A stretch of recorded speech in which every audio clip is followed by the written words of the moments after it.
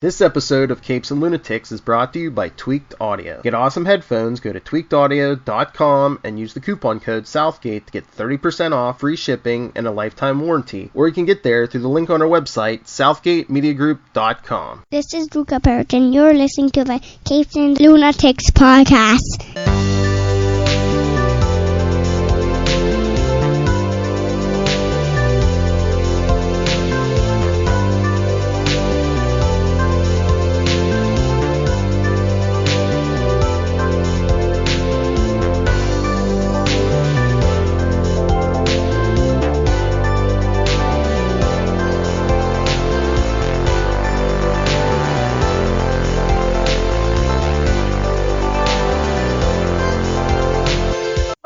Me hearties, and welcome to Full Stream Ahead. Arr! I'm your host. I be your captain, Charlie, the Professor Esser. And with me, as always, is me skinny rich friend. It's Mozz. Arr! Arr. Welcome back, Mozz. Welcome back to Season 1, Episode 4 of Full Stream Ahead! Tonight's episode, we are discussing Season 1, Episode 4 of The Boys on Amazon Prime, The Female of the on a very special episode of The Boys. An hour of Dutch scutterballs, airplane hijackings, madness, ghosts, and one very intriguing female. Oh, and lots of heart, both in the sentimental sense and in the gory literal sense. Our director this week is Frederick E.O. Toye as Fred Toye, or Toe, or it's T-O-Y-E. Craig Rosenberg gets our written by credit this week. Eric Kripke, of course, gets our developed by. He is very well developed. Based on the comic books by Garth Ennis and Derek Robertson. Okay, so, I don't remember how this one opens up. This one opens up with that golden tinged memory of Butcher and what I'm going to assume is Becca in bed. Now, I absolutely loved this scene for like this single little moment where they're just goofing off, joking, teasing each other, and he turns around and he says to her, you love it. And she goes, do I? And I love that because she's not asking that in a teasing, playful way, asking him to question whether or not she does. Rather, she's asking him to confirm that he understands that she does. And that's so deep. It's such a beautiful way within like a couple of seconds to show us how deep their love was. Yeah. I thought that was really, really well done. Yeah, although, as you have to say, remember, this is Butcher's memory. Either way, or however he sees it, whatever we need to see as his motivation or the genesis of his vengeance, or, to sort of mirror him with Huey or whatever, but that's the place where it comes from. And I thought that was such a cool little tiny thing that they did that told so much. Yeah, and it is really lovely, although, what I have to say is I guess the Joker just ruined me for all these things. I just know it's... there's more to that than meets the eye. So that is the happy memories of Butcher Boy. But happy memories that do fade away. And this episode really centers around this quest for the V. Yeah. Because we get that basically all she knows is that which is also, I found very interesting, because prior to this moment, it always seemed like Popclaw was the supplier of the V. But in fact, it's actually A-Train who's the supplier of it. Yeah, I always got the sense that he was just stashing the drugs at his girl's place. Yeah. Well, or that she was hanging, that whatever it was, it seemed like she was the one holding it, Right. He goes to her. Right. And maybe it's because he couldn't have it, like, on his person. He couldn't get caught with it, maybe. Right. Because maybe even Vought doesn't like the compound V being used outside of approved moments. You know what I mean? Right. That is the thing. And so they figure out that he goes to this noodle shop, and they essentially find, through a lot of research, because they 'cause I'm trying to remember. Yes, because they figure out where the noodle shop is, Mm. and they realize if they go in that it's the underground, yakuza, Chinese gangster, Filipino gangster. We're not quite sure. Some Mm. kind of Asian gangsters that are running a little operation out of this noodle shop. There's obviously some kind of gambling in there, possibly some sex work, and they come Mm. across the female in the cage. Mm. And of course, poor Frenchie. Yeah. He is so romantic. He cannot help it. He is French. Oh, it is all about the love and the romance. And it's like, oh, Frenchie, no. Frenchie, no. Well, I don't know if it was even about, a romance. It might have been a romantic view of justice or, fairness or, the thieves' code or that sort of thing. I don't know, Yeah, He's an idealist, despite being exactly. a criminal. That's what I'm saying. Yeah. And like he says with his first kill, he was so fascinated with Mm. this perfect woman Mm. with the dirt under her finger. Mm. That was the first one and you get the idea that, he is haunted by the choices he's had to make. He does live with his own demons on the subject. Yeah. And that is probably why he is reaching out, because he sees that there is someone here that he wants to connect to. And now, of course, the joke of it is that he really can't connect with her because they don't have a language. And he's going, no, we communicate in this unspoken language. It's like, really? You think so? And I do love when he comes in and he's like, it's okay, I'm going to help you out. And then the guys bust in, they're like, you're not supposed to let her out. Yeah. Now, what I'm wondering is whether she was a super and that was her powers, or whether they were just keeping this woman captive and pumping her full of V, and this was the result of it. I got that basically she was pumped with the V. Right. Okay. And it went horribly, horribly awry. Gotcha. That's what I was thinking too. Yeah, no. And, they're trying to figure out where she's going, because she does escape, obviously. Mm. And, when they get to the nail salon, of course, after she's killed the person who brought her over, Mm. which is, of course, telling. And of course, that's how, and again, Frenchie, to show his work, he finds the nail polish. Mm. And he knows this, because he's the one who realizes she's trying to go home. She's trying to get her get back to her home. Also sees that, they also find that the box that the compound came in was from Samaritan's Promise, which is the, super Christian charity organization that is apparently also running this compound V.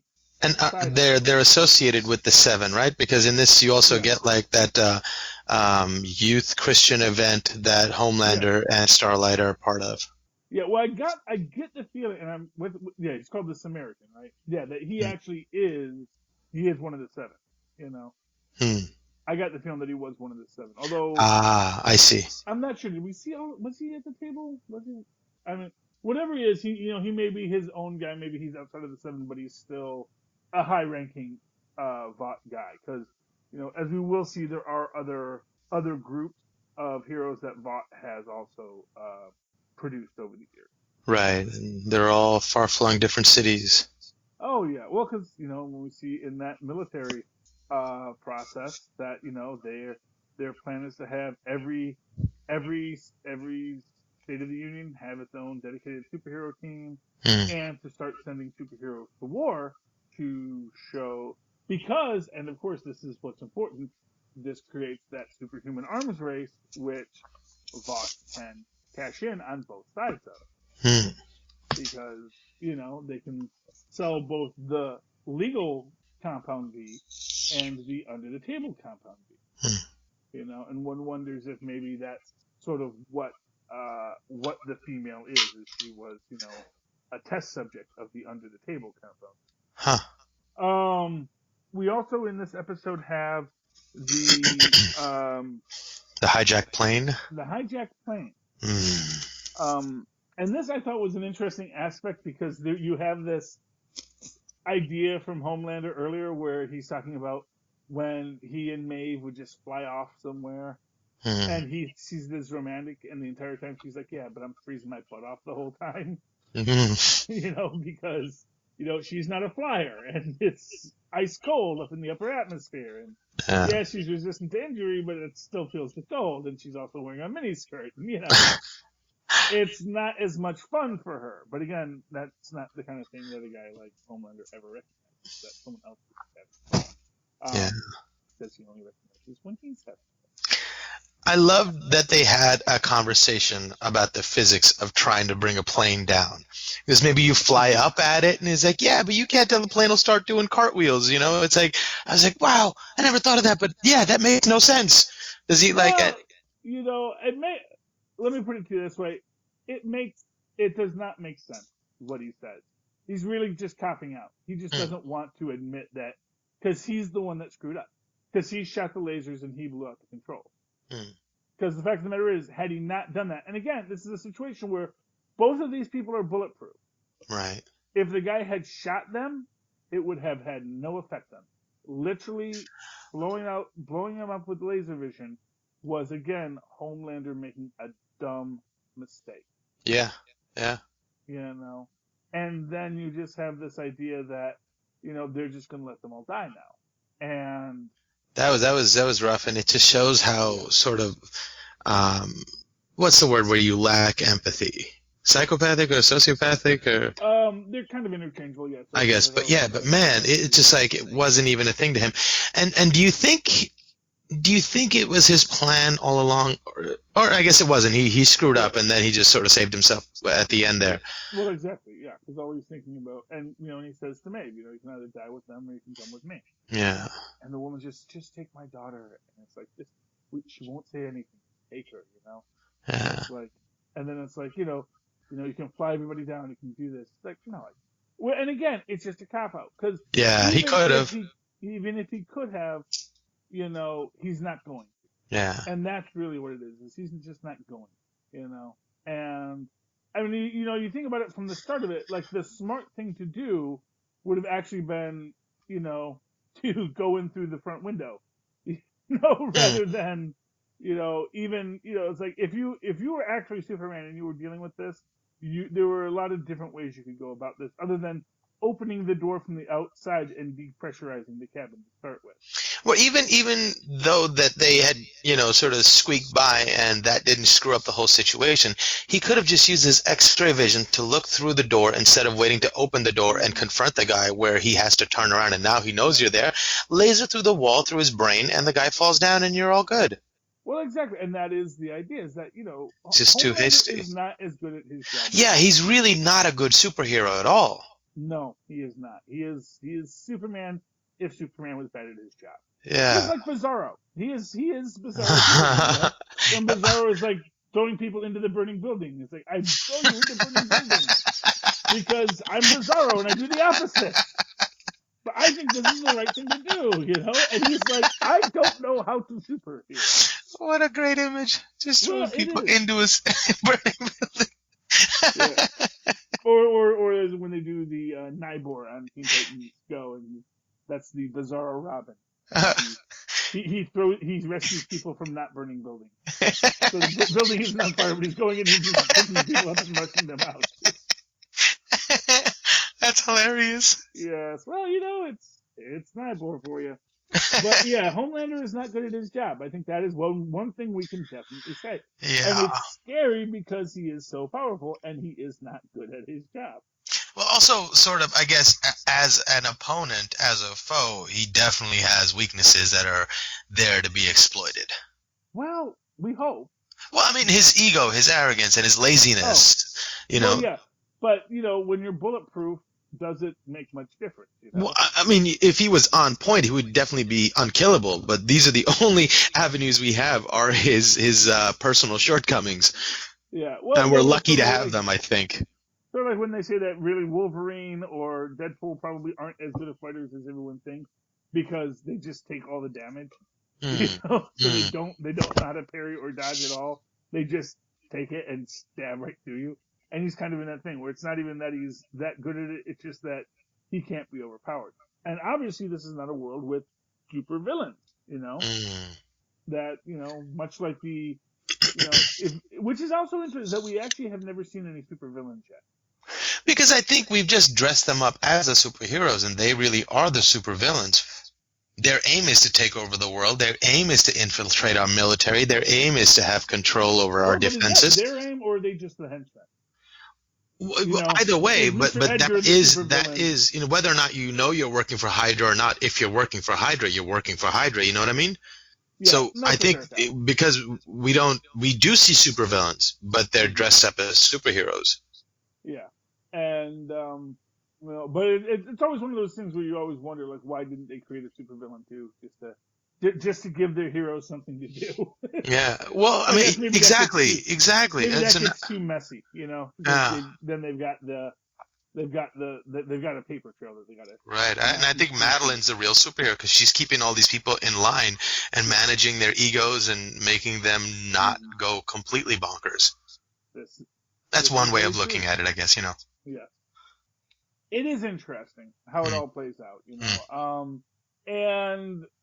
this, and the whole idea of, and I love how their entire plan is to go into international waters because now they can save the plane, and then when it goes bad, they actually say, well, we could have saved the plane, but we couldn't leave because we didn't have authorization because we're waiting for the bureaucrats to give us authorization.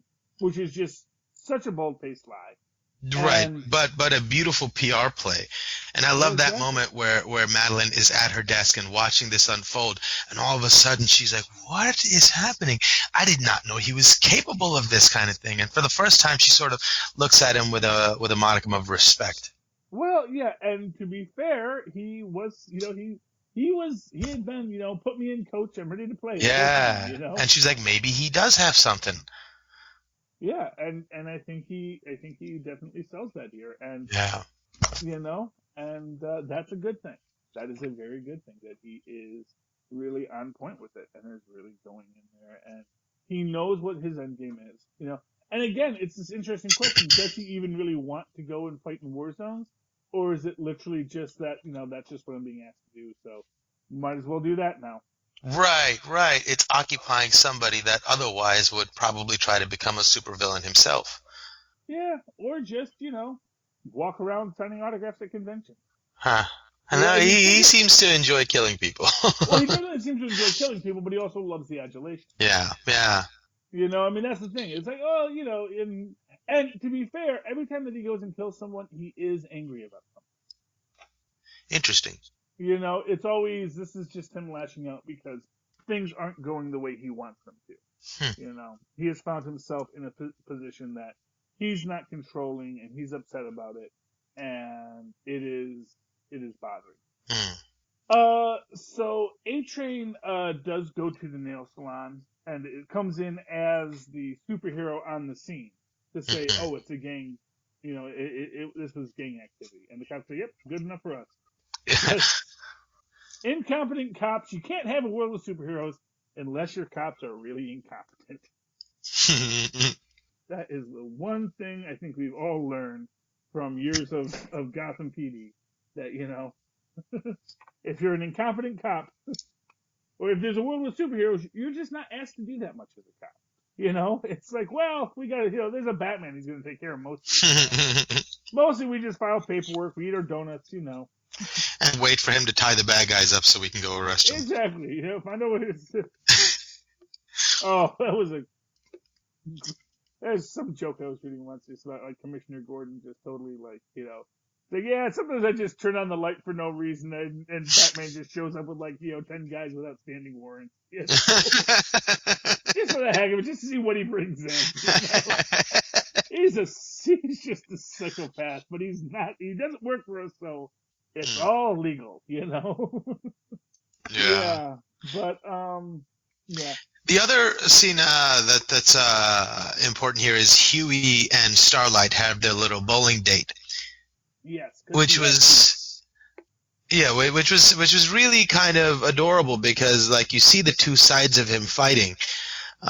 He's having a wonderful time with her. They're getting along. They're being honest with each other. And then all of a sudden he sees the ghost of Robin. And he has to, again, make that decision. Does he make the sacrifice play? And he says, no, I said whatever it takes. And boom, he hacks her phone. Ooh, Yeah. that was an intense moment. Well, yeah, but you know what? It is what he would do there, you know? Yeah, Because, yeah, I mean, he's debating if he wants to, but you know what? That's what he's there for. yeah. And at the end of the day, you know, this is something I think we'll get a little bit later is, you know, as much as he wants to connect with the superhero, Hmm. his ability to connect with the superhero is limited by the fact that she is a freaking superhero. That there's only so much anyone ever can do in these situations to connect beyond just the basic stuff, you know? And so, you know, I think, yeah, he really wants to connect with her. He wants to be able to have a human life with her, but at the same time, yeah, you know what? His girlfriend is still the ghost that haunts them. Yeah, And I don't think that's a literal ghost, by the way. I just think no, it's a I ghost, know. yes, It's just obviously. a figment or just, Although in uh, this world, you never know, you know? well, that's also true. Yeah. But kudos to the actress playing Starlight for, not immediately making it apparent what he should do by making us fall in love with her just as much as we did with Robin in that first 5 minutes of the series. Yeah. Well, because it's awkward because, you know, and this I think is one of these aspects of that, you know, you never think about how alienating being a superhero is, you know? You always Hmm. think about how separate from humanity a superhero is, but you almost never think about what that means for the superhero. Hmm. Because literally, you know, there was a great scene in SCU once I remember with Mariska Hargitay, who is just just such an amazing actress.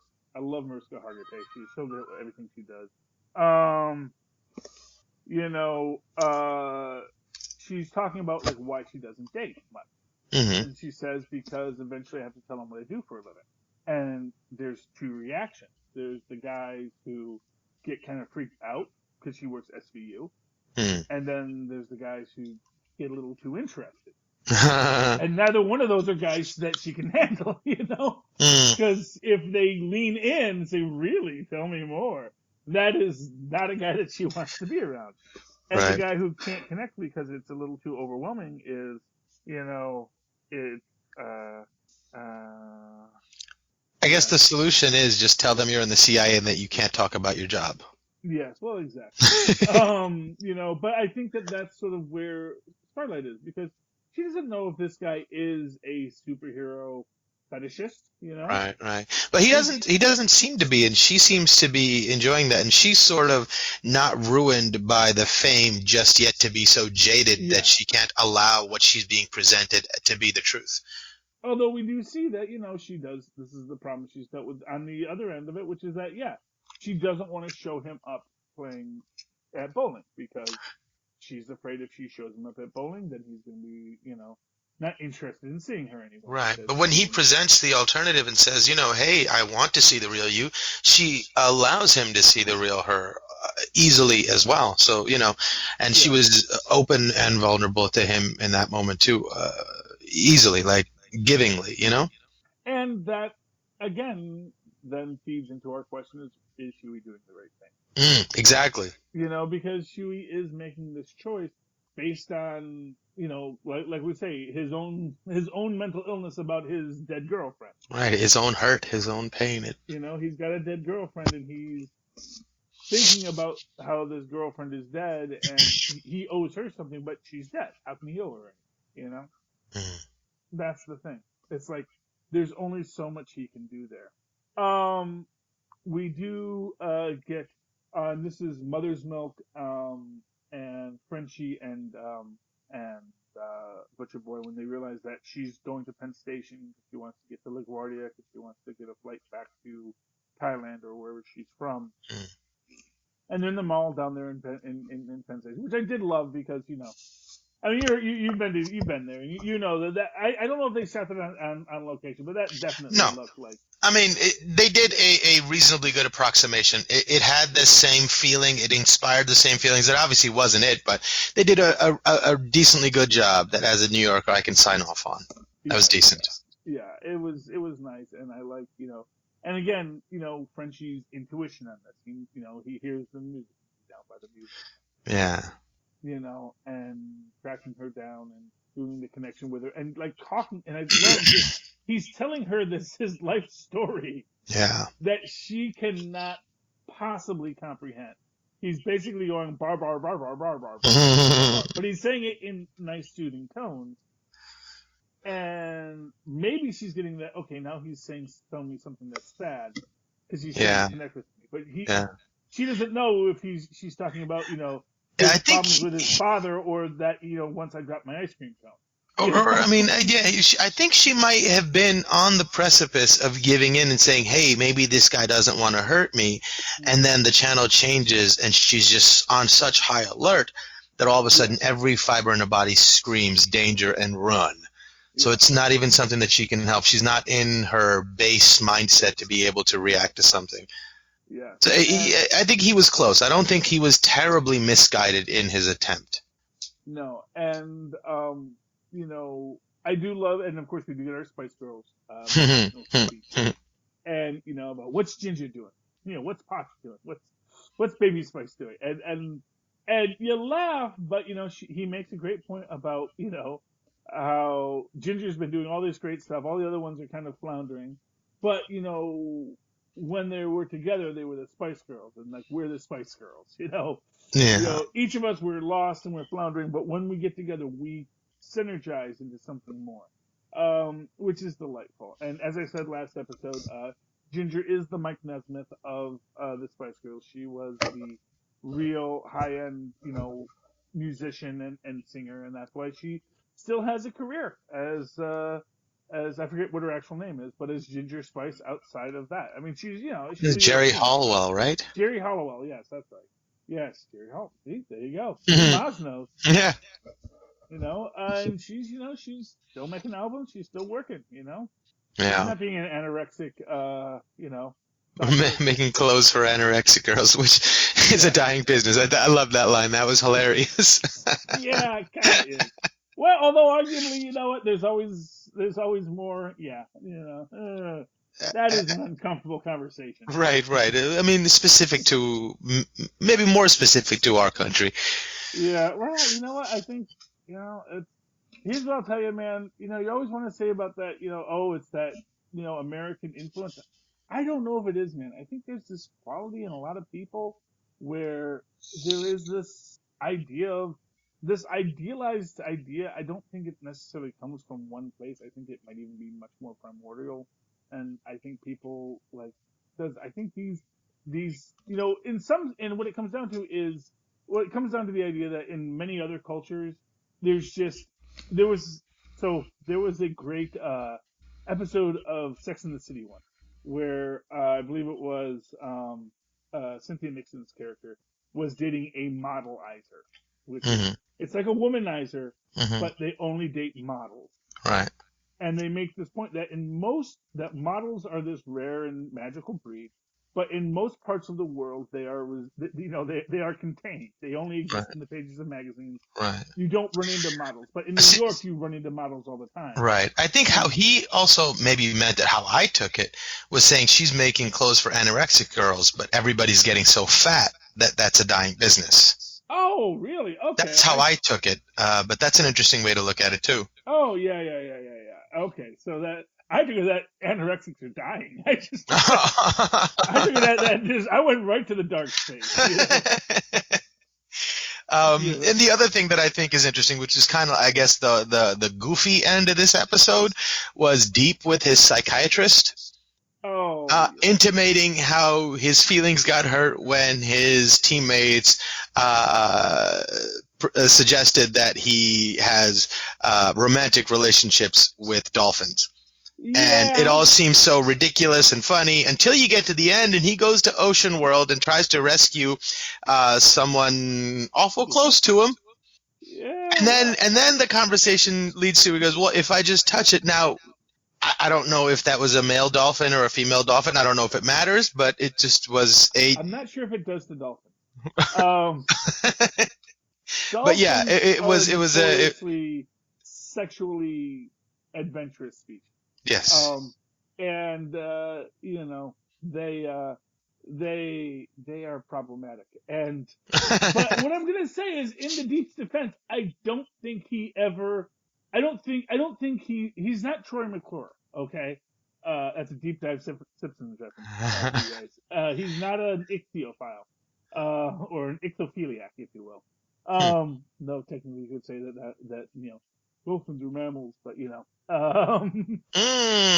But yes, you know, but clearly, you know, he actually likes dolphins because he talks to them. Like he says, they have regional Right. dialects. They're very funny. They're great people. I know, but the you know, conversation really sort of gave hints that they had a previous relationship. oh, I took that just to be that the dolphin wanted something, and he was like, "No, man, I like you as a person, dolphin. Yeah. I'm not into dolphins. All I right. just like Because dolphins as yeah, people." okay, fair enough. Because I Yeah. thought like they used to get it on, and he and the dolphin misses it, and he's like, we can't do that again, dolphin. Yeah, That's sort no, of the vibe I was getting, never but maybe got I'm that wrong. it was. I never got that it was in any way. I never got that they were there. You know, I Yeah. think it was like he wanted his dolphin friend to be free, but then he winds up killing them anyway. Yeah. And now he's in trouble with the law. Yeah. Oh gosh. So we're back to 6 now. I think the Deep might have to go on a special secret mission. Yeah. Oh boy, you know. See, and this is why you need supervillain. Because who's going to believe that the Deep was mind controlled when all this happened? Right. If you don't have a supervillain for him to fight. Yeah, but that was beautiful. Shall we go to our Hardies for this week? Yes, indeed. Mozz.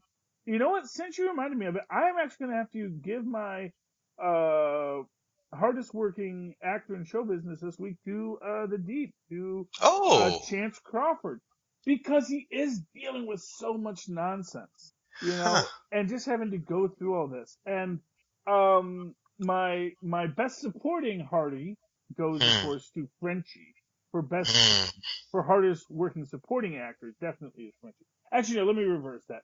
Frenchie gets the hardest working actor award this week. The Deep gets hardest working supporting actor because it is a supporting role. Right.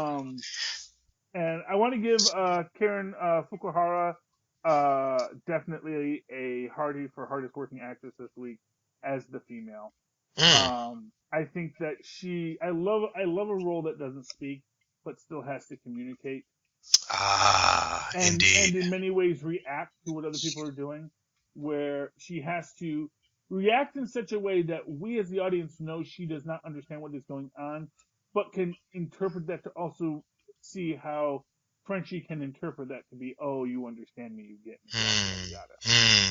There's a lot going on there. That's a great point. There's a lot going on there. So That's a great point. Karen Fukuhara, my hardest working lady in show business, Hardy this week. Right on. I'm going to give the hardest person in show business today the writer for this episode, just for the opening scene and that moment between Butcher and Becca in his memory. I thought that was such an expert bit of storytelling.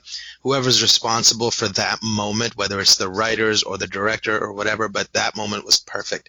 And that's who I give my Hardy to. And if I had to give a supporting, I'd have to give it to Starlight for her performance on the date with Huey. She was so lovable and so open and honest, and it really forced you to feel that moral quandary as Huey does. So I thought that would be my pick, the opening scene for the writers and for Starlight in that scene with Huey. So that is Craig Rosenberg, who has our written by this week. Craig Rosenberg, well done, sir. Well done. Yes. Ooh, hardest working man in show business. Okay! Alrighty, Mozzie. Where can these landlubbers find you if they so desire to do?